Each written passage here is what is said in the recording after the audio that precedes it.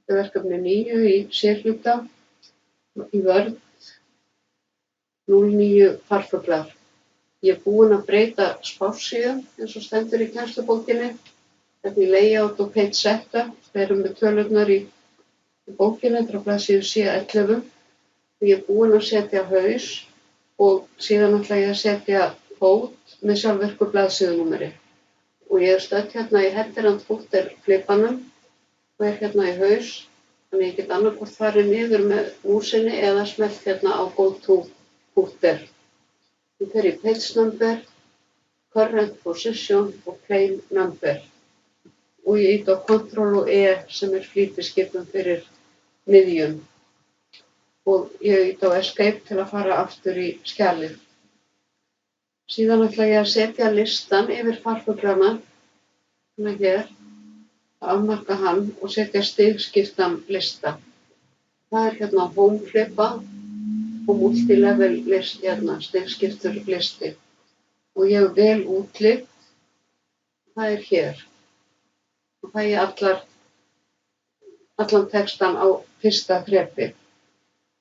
Síðan ætla ég að fara aftur í öruna niður og velja Define New Multilevel List og ég ætla að velja hérna Set for All Levels. Þið sjáu stillingarnar í bókinni. Það er fyrsta þrep er á 0 og síðan er inndráttur fyrir öll þrep, hann á að vera 0,8. 0,8. Það er sjálfgefið 0,63. Ég segi OK og OK. Og þá fæ ég þetta svona og til að þrepa inn á næsta þrep þá smelli ég hér á til að færa þetta hérna inn. Það er hægt að fara og ýta á F4 á lyklaborðinu til að endurtaka síðustu skipun úr lyklaborði og þið haldið áfram að þrepa inn. Það gera þetta mikið. Þetta er það mikið hérna. Og hér, F4, fljótlegra. Og svo get ég sett allan þennan texta í blokk og gert allt í einu.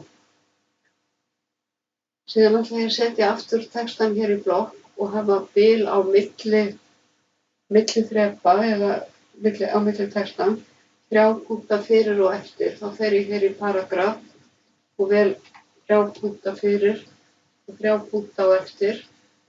Og ég þarf að taka hakið af hérna, don't add space between paragraph of the same style. Þannig að þá er þetta komið hér. Og við ætlum að setja first síðuskil hér á undan ostategundir, Ctrl og Enter. Þetta er þá síða 1 og síðan er hérna síða 2 og þið setjið þrepaskipt útlit á eða svona stigskipt útlit á ostategundurnar eins og sýnt er í kennslubókinni. Ég ætla að vista.